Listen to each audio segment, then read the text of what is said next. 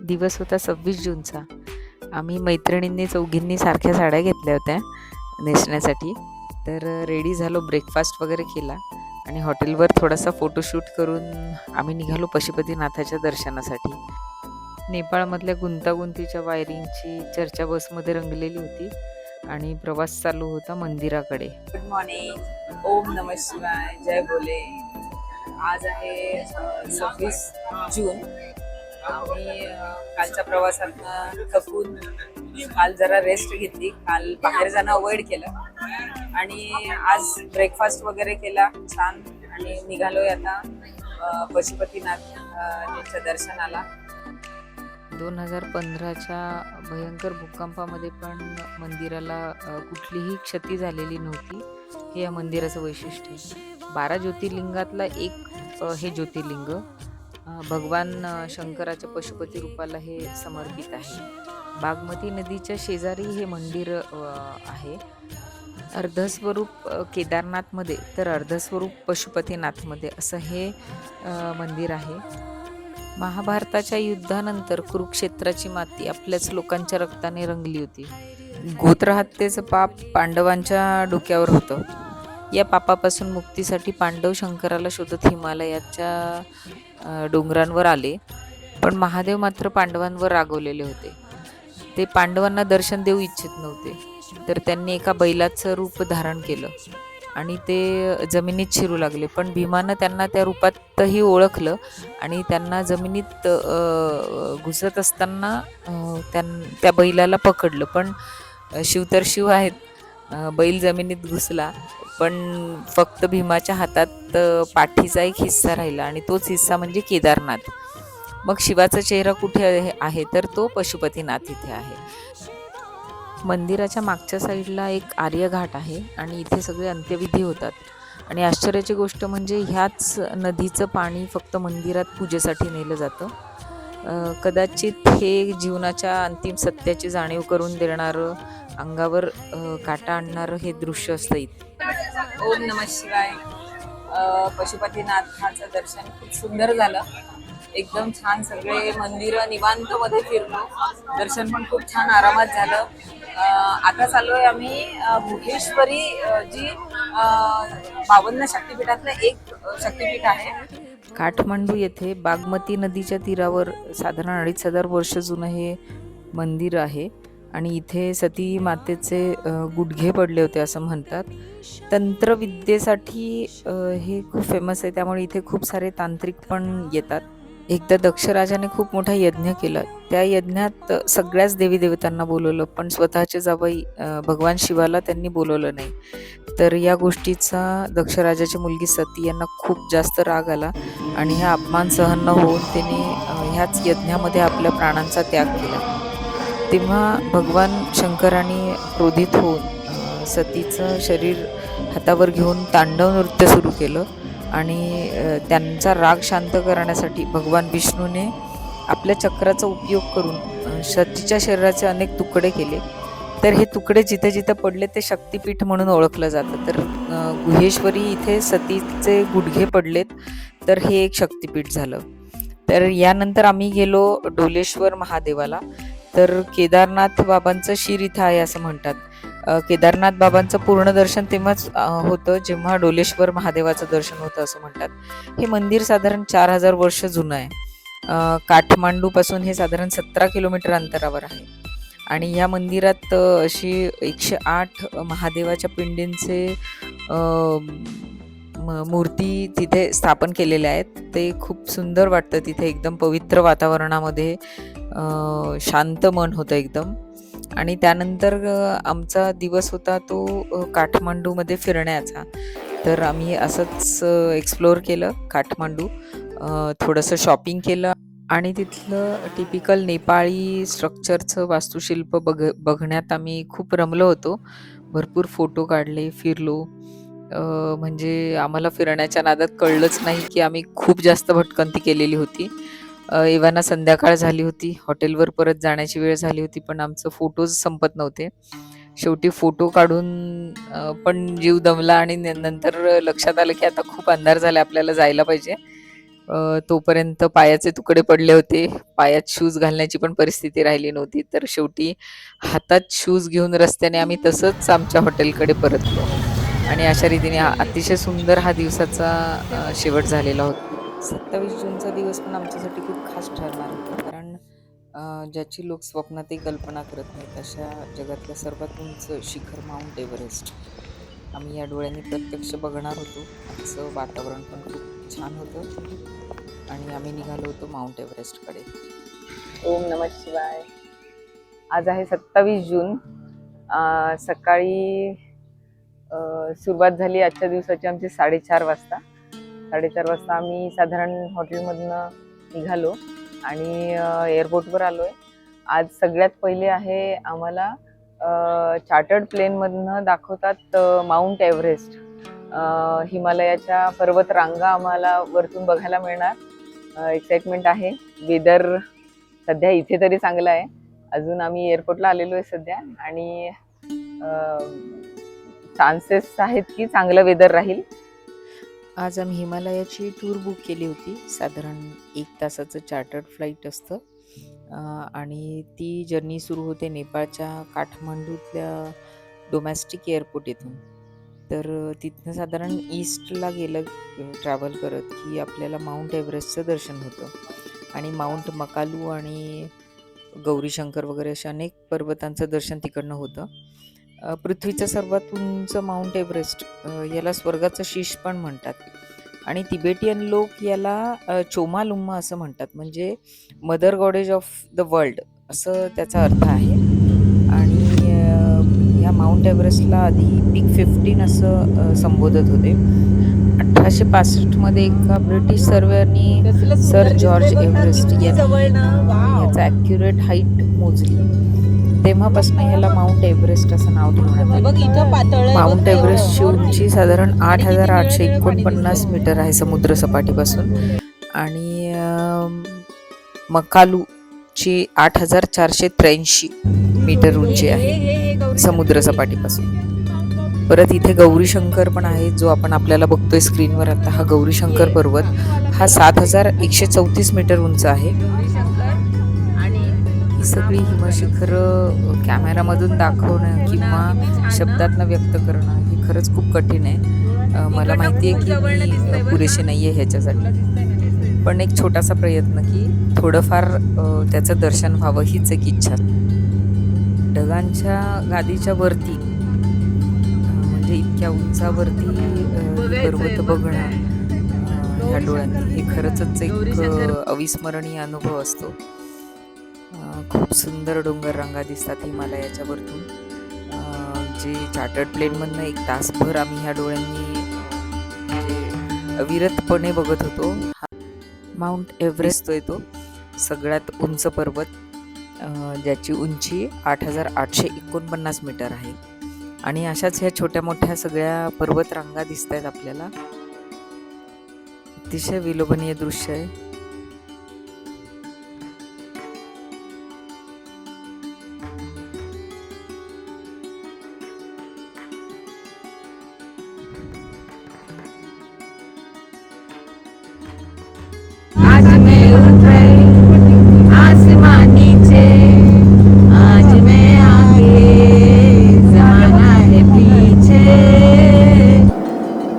गाणी गुणगुणत आम्ही प्रसन्न अंतःकरणाने परत एकदा उतरलो काठमांडू शहरात आणि एअरपोर्टवर उतरायच्या आधी आम्हाला त्यांनी फ्लाईटमध्येच माउंट एव्हरेस्ट बघितल्याचे सर्टिफिकेट पण दिलेत. आम्ही सगळ्यांनी एक फोटो काढला त्याच्यासोबत आणि आमच्या हॉटेलकडे परत आम्ही प्रस्थान केलं. हॉटेलवरती गेल्यानंतर नाश्ता वगैरे केला आणि पुढच्या प्रवासाची सुरुवात केली. पुढचा प्रवास दिवसभराचा होता, थोडा लांबचा होता, त्यामुळे थोडं लवकर आवरून आम्ही निघालो होतो पोखराकडे. पोखराला आम्ही मुक्काम करून मग तिथनं मुक्तिनाथला जाणार होतो दुसऱ्या दिवशी. 200 किलोमीटरचा प्रवास होता. पोखरा से फिर जो पूरा ग्रुप है ना, हमारा जो ग्रुप है पूरा मिलके फिर हम लोग कल मुक्तिनाथ के लिए चलेंगे. जैसे कि आज अभी इधर से Kathmandu to Pokhara total 200 kilometre है. So on the way Manokamana भी है, लेकिन आज थोड़ा लेट हो गया हम लोग, तो वापस आने का दिन नहीं तो पोखरा से काठमांडू जब आएंगे वो दिन दर्शन कर लेंगे, ठीक है।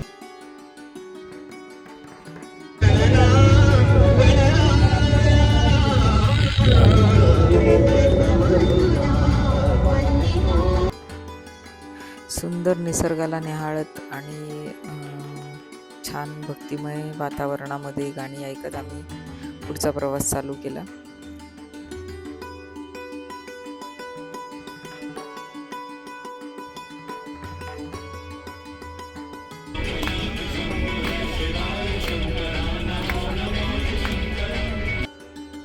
इथे पोहोचल्यानंतर आमचं एक लेक व्ह्यू नावाच्या हॉटेलमध्ये राहण्याची व्यवस्था होती. सुंदर हॉटेल होते आणि खरंच जवळच एक सुंदर तळं होतं जिथं आम्ही थोडं चहा पाणी घेऊन गेलो. तिथे मस्त सूर्यास्त बघितला आणि तिथे आरती चालू होती. तर खूप छान आरती होती तिथे. मला गंगेच्या आरतीचीच आठवण झाली. अगदी भक्तिमय वातावरण होतं.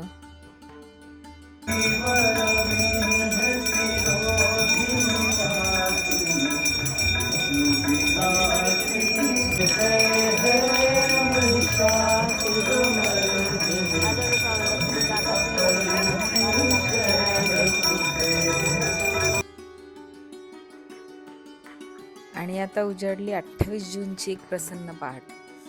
अतिशय छान वातावरण होतं. चहाचा आस्वाद घेऊन नाश्ता करून थोडा फोटोशूट करून आम्ही निघालो. आज होतं मुक्तिनाथाचं दर्शन.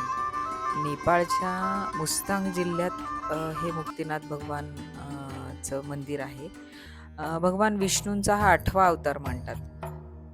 हिंदू धर्म आणि बौद्ध धर्म हे दोघं पण याला पवित्र मानतात. इथे जाणारा रस्ता पण अतिशय सुंदर होता. हिमालयाच्या बर्फाच्या रांगा मधून दर्शन देत होत्या आणि वातावरण अतिशय सुंदर होतं. त्यामुळे प्रसन्नतेत आमचा आनंदात गाणी प्रवास चालू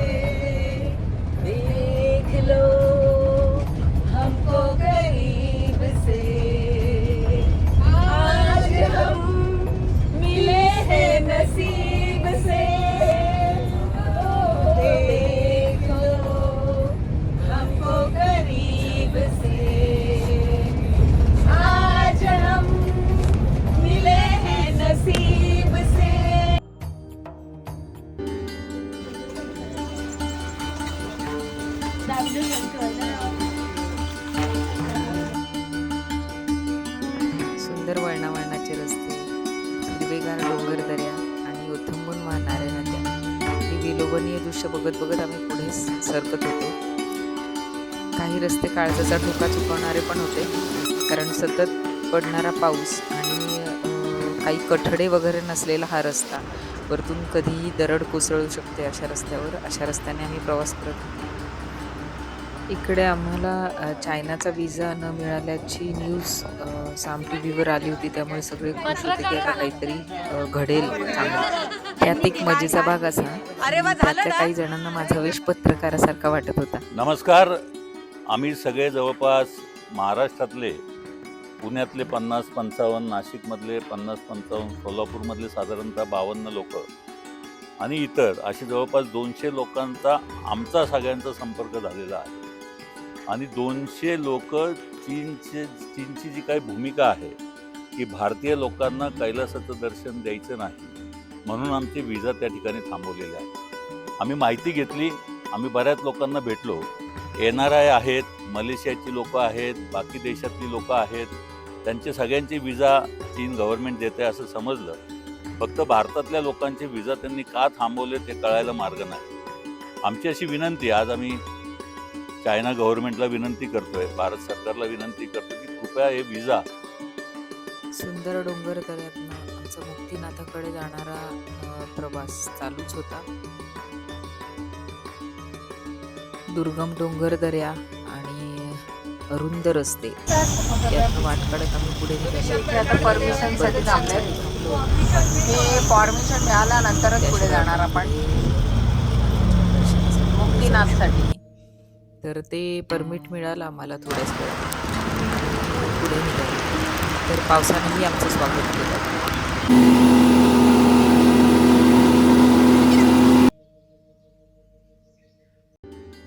मुक्तिनाथ नेपाळच्या मुस्तांग जिल्ह्यातलं हे ठिकाण आहे.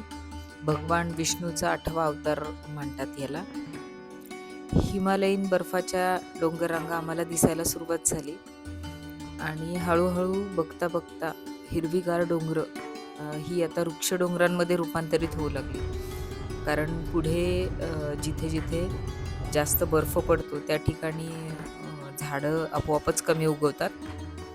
त्यामुळे इकडे थोडेसे वृक्ष डोंगर जास्त दिसायला लागले. पुढचा प्रवास हा असाच होता हे माहिती होतं. निसर्गाच्या या वृक्षरूपातलं पण सौंदर्य खूप विलोभनीय होतं. वेगवेगळ्या आकारांचे डोंगर तयार झालेले होते वाऱ्यामुळे. आणि अशातही आम्ही थोडासा मध्ये एका ठिकाणी थोडा स्टॉप घेतला आणि थोड्याच वेळात आम्ही पोचलो मुक्तिनाथ येथे. हिंदू आणि बौद्ध ही दोन्ही धर्म ह्या पवित्र स्थळाला मानतात. एक मंदिर, 2 धर्म आणि एक विश्वास. विष्णू पुराण, महाभारत यामध्ये पण याचा उल्लेख निघतो. आणि काली गंडकी नदीच्या किनारी हे मंदिर आहे. साधारण 130 पायऱ्या चढून या मंदिरात जावं लागतं. खरं तर इथे पोहोचण्याचा प्रवास एकीकडे खूप ॲडव्हेंचरस पण आहे आणि दुसरीकडे स्वर्गापेक्षा काही कमी नाही. कारण की खूप सुंदर निसर्ग आपण बघत बघत या मंदिरापर्यंत पोहोचतो. हिंदूंसाठी हे मुक्तिनाथ आहे आणि बौद्ध धर्मासाठी आहे हे चुमिंगेत्सा. तर असं हे सुंदर मंदिर. आम्ही पायऱ्या चढत लवकरच वरती पोचलो. ज्यांना शक्य नाही ते डोलीमधनं येत होते वरती. इथलं सगळ्यात महत्त्वाचं वैशिष्ट्य म्हणजे 108 गोमुखातनं येणारं थंडगार बर्फाचं वितळलेलं पाणी, ज्यातनं आपल्याला स्नान करताना पूर्ण डोक्यापासून पायापर्यंत मुंग्या येतात. इथे एक लक्ष्मीकुंड आणि सरस्वती कुंडही आहे. तर अशी मान्यता आहे की या सगळ्या स्नानामुळे आपल्या आयुष्यातल्या पापांपासून आपली मुक्तता होते. हे आमचे गाईड थोडीशी मस्ती करताना.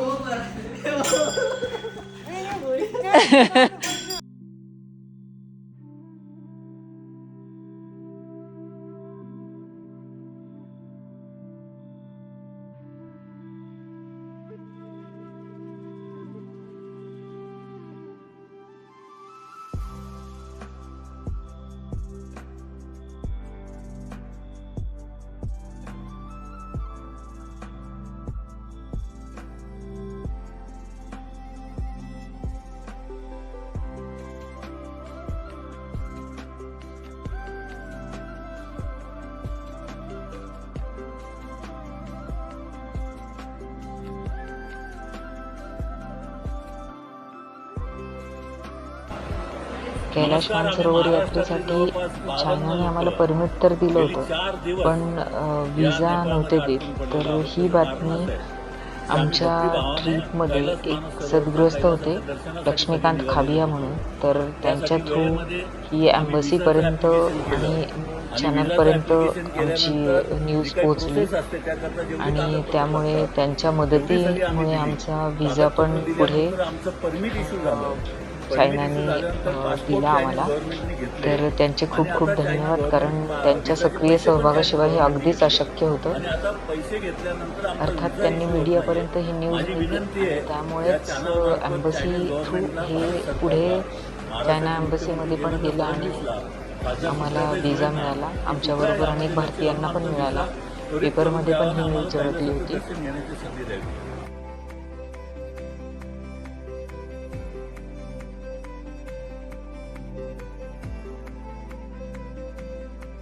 एक एक दिवस पुढे जात होता.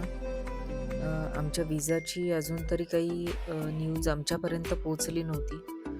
मीडियामध्ये जरी आला असेल तरीही.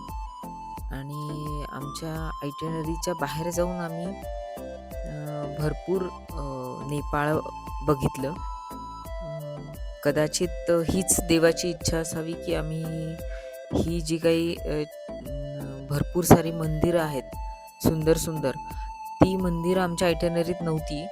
तर आमचा विजा लांबल्यामुळे आम्हाला हे सगळं बघता आलं. तर एका पद्धतीने तेही चांगलंच झालं. हे भलेही आज वाटतंय आम्हाला, कारण हे सगळं आम्हाला बघायला नसतं मिळालं जर आमचा विजा वेळेत मिळाला असता तर. सुंदर निसर्गरम्य ठिकाणं आणि अनेक मंदिरं आम्हाला नसती बघायला मिळाली कदाचित.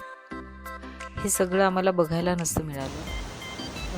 रस्त्यात अतिशय सुंदर धबधबा एक होता. आम्ही तिथे थोडा वेळ ब्रेक घेतला, थोडं बसलो, काही फोटोज वगैरे काढले, थोडा वेळ शांत बसलो आणि पुढच्या प्रवासाला सुरुवात केली. अतिशय सुंदर धबधबा होता तो, कारण पाऊस सगळीकडे चालू होता. धबधब्याचं पाणी भरपूर वाढलेलं होतं.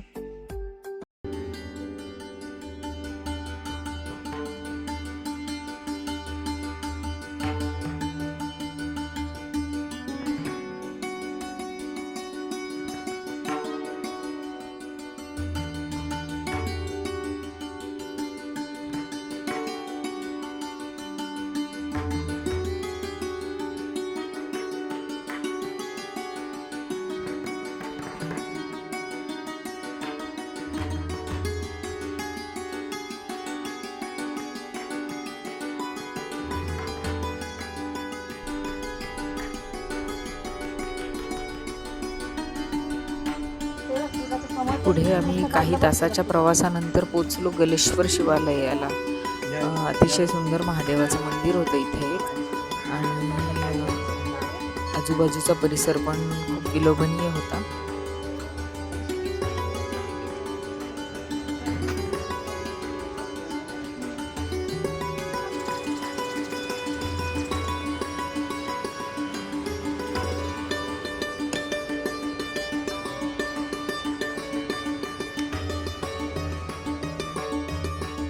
थोड्याच वेळात आमचं तिथे दुपारच्या जेवणाचा ब्रेक झाला.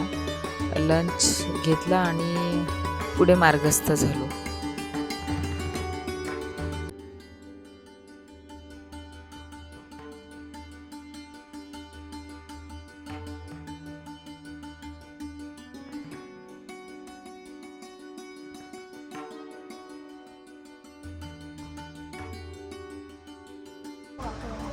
थोड्याच वेळात आम्ही पोचलो कालिका भगवती माता मंदिरला. हे पण मंदिर खूप सुंदर होतं आणि हे मंदिर बघून मला मनालीतल्या हिडिंबा टेम्पलची आठवण झाली. साधारण हिडिंबा टेम्पलसारखंच हे दिसत होतं. अतिशय सुंदर मंदिर होतं हे पण.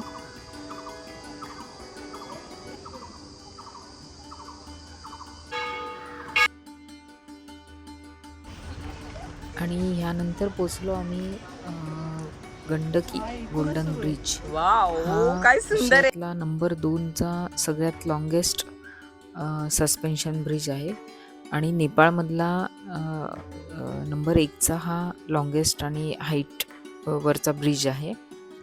तर हा साधारण ह्याची 122 मीटर लांबी आहे, म्हणजे साधारण 400 फूट, आणि उंची आहे ह्याची साधारण 1860 फूट, म्हणजे 567 मीटर. अतिशय सुंदर ब्रिज आहे हा. हे बघून आम्ही परत आमच्या हॉटेलवर आलो आणि थोडंसं शॉपिंगसाठी बाहेर पडलो. तिथलं लोकल मार्केट बघितलं. आम्ही सेम ड्रेसेस घेतले होते मैत्रिणींनी, तर त्यांच्या फरमाईशवरनं एक रील तर बनवायला लागणारच होती.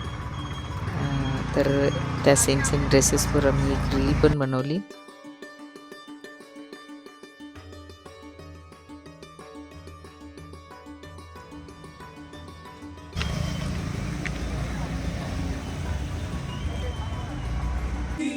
तीस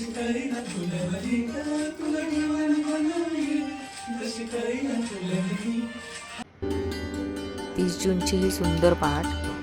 आज आम्हाला बरंच फिरायचं होतं. आजच्या आयटिनरीमध्ये आमचं गुप्तेश्वर महादेव आणि श्रीताल बाराही मंदिर वगैरे असे बरेच काही. आज 30 जून सकाळी साधारण 8:15 8:30 होता. आमचे सगळे मेंबर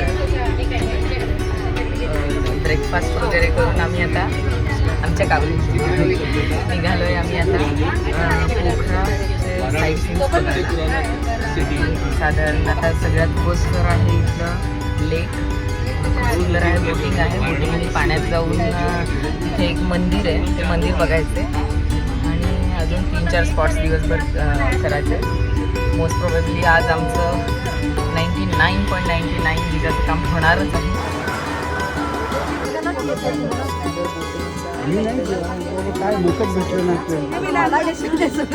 मी शिकायचा प्रयत्न केला पण जमलं. ॲक्च्युली एका बेटावर ते मंदिर होतं.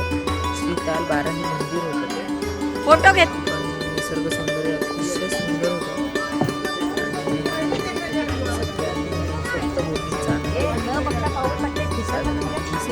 दिसलो. तलाव पण खूप छान होता. डोंगर आणि त्याचा सगळा सीन खूप छान दिसत होता.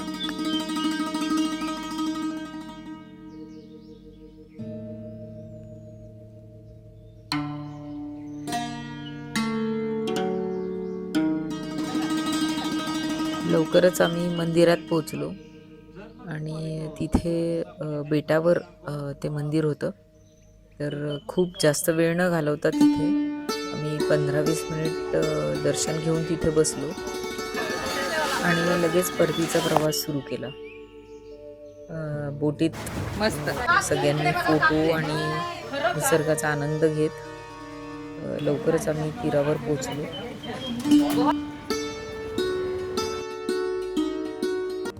आणि थोड्याच वेळात पोचलो आम्ही गुप्तेश्वर महादेव मंदिर येथे. अतिशय सुंदर मंदिर आहे हे. धरतीच्या आतमध्ये लपलेलं एक रहस्यमय शिवलिंग आहे इथे. असं म्हणतात की एका गुफेच्या आत हे शिवलिंग दबलेलं होतं. नेपाळच्या पोखरामध्ये आहे हे आणि डेव्हिस वॉटरफॉलचं पाणी सरळ ह्या महादेवाच्या गुफेत पडतं, जसं की प्रकृती स्वतः शिवाचा अभिषेक करते. मान्यता अशी पण आहे की भस्मासुराने भगवान शंकराकडून वरदान घेतलं होतं की मी ज्याच्या डोक्यावर हात ठेवेल त्याचा तो भस्मसात होऊन जाईल. आणि तो वर प्राप्त झाल्याबरोबर भस्मासूर महादेवाच्याच मागे लागले त्यांच्या डोक्यावर हात ठेवण्यासाठी. त्यावेळी महादेव ह्या गुफेत येऊन लपले होते. तेव्हा त्यांच्यापासून वाचण्यासाठी हे लपलेलं ठिकाण आहे असं म्हणतात. त्यावेळी भगवान विष्णूंनी मोहिनीचं रूप धारण करून भस्मासुराचा वध केला होता. अतिशय सुंदर वॉटरफॉल आहे. तो वरतून सरळ शिवलिंगाच्या तिथे येतो आणि हे पाणी कुठे जातं हे नंतर कुणालाच माहिती नाही. त्यामुळे ह्याला गुप्तेश्वर महादेव असं म्हणतात. आणि इथे खूप मोठं मार्केट आहे. मार्केटमध्ये एकदम आम्ही थोडा मस्त. टाइमपास क्या दोघी केला, बोलो? थोडी मजा केली क्या क्या दोगे बोलो? आणि शॉपिंग पण केली अर्थात. क्या बात है, आप तो मराठी में बात कर रहे हो. वाह. अच्छा, कैसे क्या आते हैं? महाराष्ट्र से हो? नेपाल का ही है. अच्छा, अच्छे दिए आपने माला. Thank you so much. Thank you. देखो आपका बिजनेस करवा दिया, सबको यहीं पे लेके आई. आपको पसंद नहीं आता ये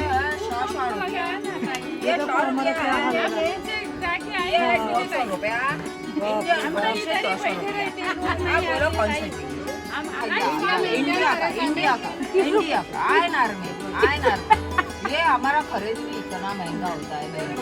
नहीं ले लो. अरे सस्ता दे रहे हम. बात देखो आप कितना महंगा है. ये सिर्फ 250 रुपया. ओनली 250 रुपया. अरे ले लो. 200 देती हूँ. इंडिया के हो हमारे प्यारे. अरे 50 में तो खरीदारी भी नहीं है. चलो जाओ हटो. ये क्या बात हुई. राष्ट्र के शब्द से नाव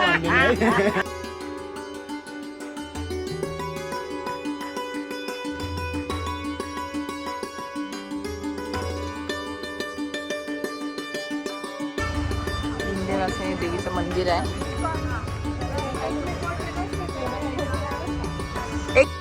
त्यानंतर आलो आम्ही विंध्यवासिनी देवीच्या मंदिरात.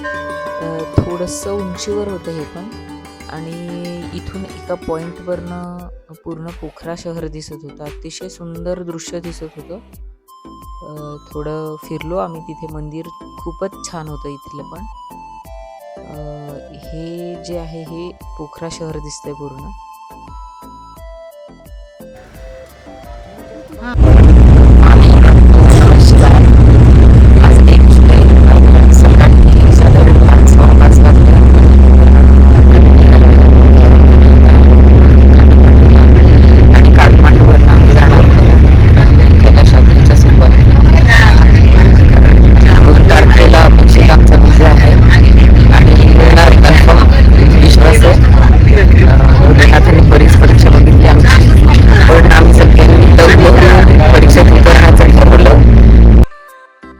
जूनचा दिवस. आज आम्ही निघालो होतो पोखरावरून परत काठमांडूकडे, आणि जाता जाता रस्त्यात मनोकामना मंदिरामध्ये आम्ही दर्शन घेऊन जाणार होतो. मनोकामना मंदिर अतिशय सुंदर मंदिर आहे.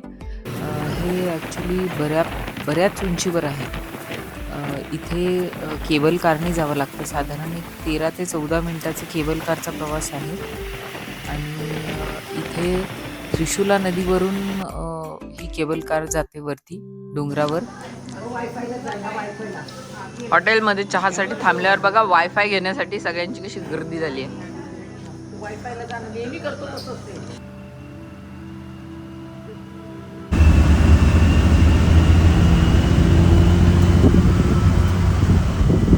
नेपाळच्या गोरखा जिल्ह्यामध्ये हे मंदिर आहे. अतिशय सुंदर मंदिर आहे हे पण. केबल कारचं तिकीट काढलं आणि आम्ही निघालो वरती. जाताना केबल कारमधनं जे काही दृश्य दिसले खूपच छान. पूर्ण ढग आणि सगळी वनराई हिरवी, सगळी डोंगरं हिरवीगार झालेली होती.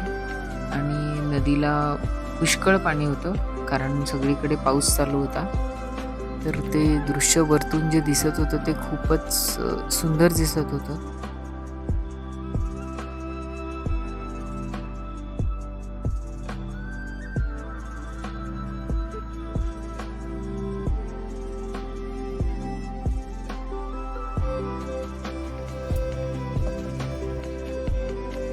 भगवतीचं हे स्थान आहे आणि इथे येणाऱ्या सगळ्या भाविकांच्या मनोकामना पूर्ण होतात अशी इथे एक मान्यता आहे. सगळ्या लाकडी वस्तूंचं जास्त मार्केट आहे इथे. सुंदर धुक्यामध्ये अतिशय छान दिसत होत्या वस्तू. अर्धवट दिसणारं मंदिर खूप छान दिसतंय प्रत्यक्षात.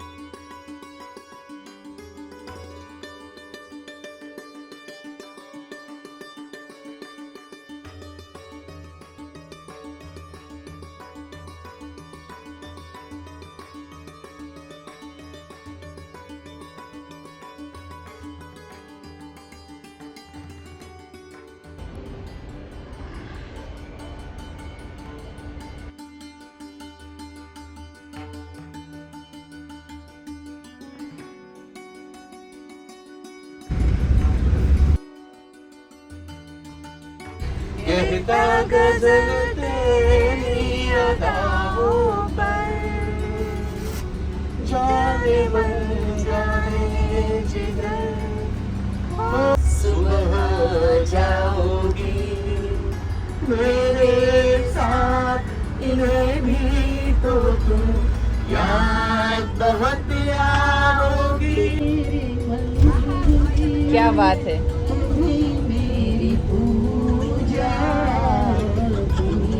भारती ए भारती हात राहू दे.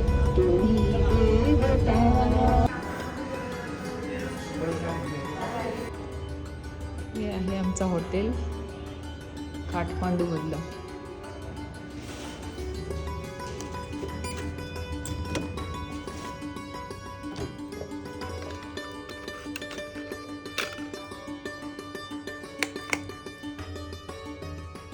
छान आहे रूम.